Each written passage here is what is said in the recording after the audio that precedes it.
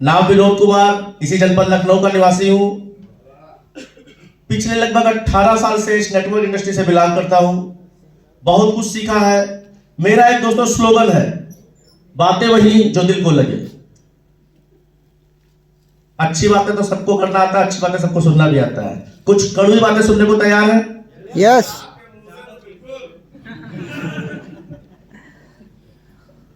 रत्नावती की बातें लगी थी तो तुलसीदास का जीवन बदल गया था।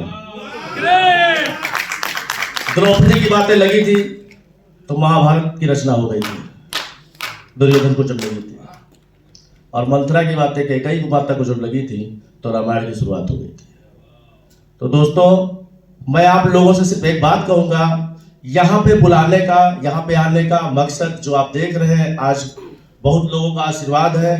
पता नहीं किन किन जन्मों का ये एक कहते ना कि आपको, हाँ, तो समझिए कि उन चीजों की वजह से आप कहाँ तक पहुंचते हो। अगर ऊपर वाले को मानते हो तो ये भी मान लीजिए कि ऊपर वाले की मर्जी है, तभी आप इस हाल में मौजूद हो। बहुत से लोग आते आते आ नहीं पाए। तो यहाँ पे मैं एक चीज जरूर कहूंगा, यहाँ पे अभी बहुत बड़े बड़े सर्जन आए हुए हैं और बहुत जबरदस्त सर्जरी होने वाली है।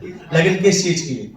हमारी गरीबी की मानसिकता से, हमारे अंदर की ये सब बकवास है। हमारे अंदर, हम कंफर्ट जोन से बाहर निकलने की बीमारी से, हमारे अंदर एक जो कीड़ा बस गया है ना, कि मेरी तो किस्मत ही खराब थी। इन सब चीजों से बाहर निकलने का एक मौका है। इनको समझिए, इनको देखिए, और ये बीज जो आप सबके अंदर है वो सफलता का, देखिए, वो ईश्वर ने सबको बराबर दिया है। ईश्वर ने कभी कुछ देने में कमी नहीं की है।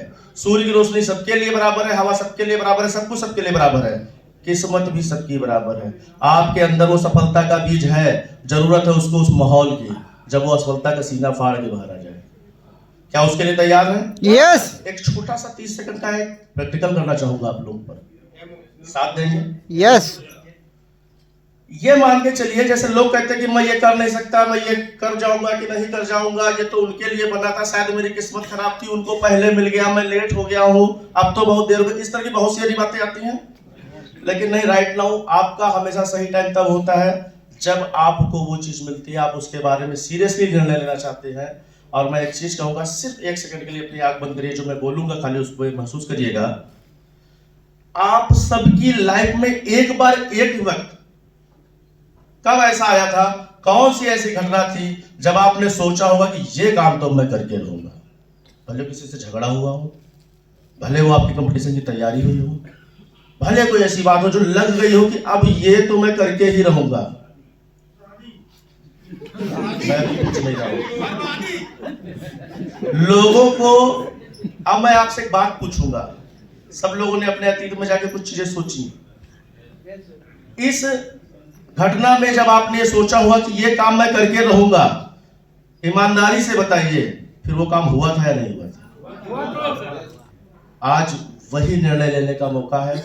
आज हमने जैसा बताया हमारे बीच में, क्योंकि हमारे आपके दिमाग में वो जो बीज है, जो कहीं दब गया है, जो कहीं सो गया है। क्योंकि मैं अक्सर बोलता हूं कि अपनी जिंदगी की पिक्चर की, कोई इंटरवल के पहले की लाइफ जी रहा है, कोई इंटरवल के बाद की लाइफ जी रहा है, और हर कोई चाहता है अपनी पिक्चर का हीरो बनना। तो आप एक हीरो की जिंदगी जीने को तैयार हैं?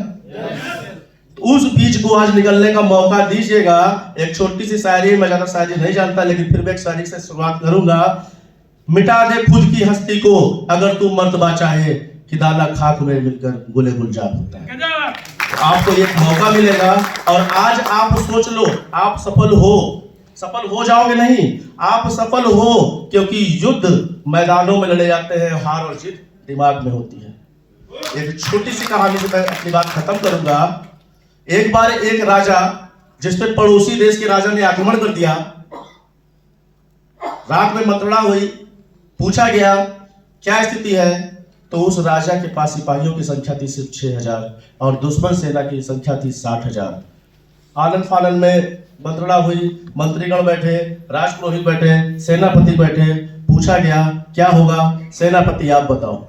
सेनापति ने कहा महाराज, उनकी ताकत हमसे ज्यादा है, उनकी संख्या हमसे ज्यादा है, हम जीत नहीं पाएंगे, हम मारे जाएंगे, हमें घुटने टेक देने चाहिए। जैसा कि राजा महाराजाओं में होता है, पुरोहित से भी चर्चा की जाती है, सलाह उन्हीं का आदेश माना जाता है। राजपुरोहित जी से पूछा गया क्या करना चाहिए? उन्होंने कहा सबसे पहले तो सेनापति को हटाया जाए और मुझे सेनापति बनाया जाए।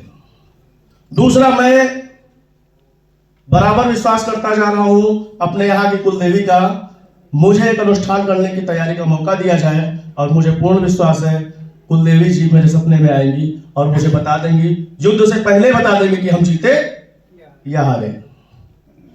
पूरे सिपाहियों के साथ, दल बल के साथ जाते हैं उस मंदिर में, पूजा अर्चना करते हैं, ध्यान लगाते हैं, चिंतन करते हैं और वहां से बाहर निकलते ही रंग गुलाल उड़ाने लगते हैं, कहते हैं महाराज हम जीत गए, हम जीत गए, हम जीत गए। और पूरी सेना उस उत्साह में इतनी उत्साहित हो जाती है कि हम जीत गए, हम जीत गए, हम जीत गए। और यकीन मानिए 60,000 लोगों पे भारी पड़ जाते हैं और वो जीत जाते हैं। तो आज आपको जरूरत है उन चीजों को जगाने की। आज हमारे आगे अभी बहुत सारे लोग ऐसे आएंगे जो आपके अंदर से वो सफलता का बीज जरूर निकाल देंगे। आप अपने आप को यहीं रखिए और जरा सा भी एक कहते हैं ना ध्वनि प्रदूषक यंत्र, वो नहीं बजना चाहिए, क्योंकि आपकी एक गलती किसी का भविष्य खराब कर सकती है। तो दोस्तों, ज्यादा समय न लेते हुए इसी अपनी वाणी को विराम दूंगा। नमस्कार।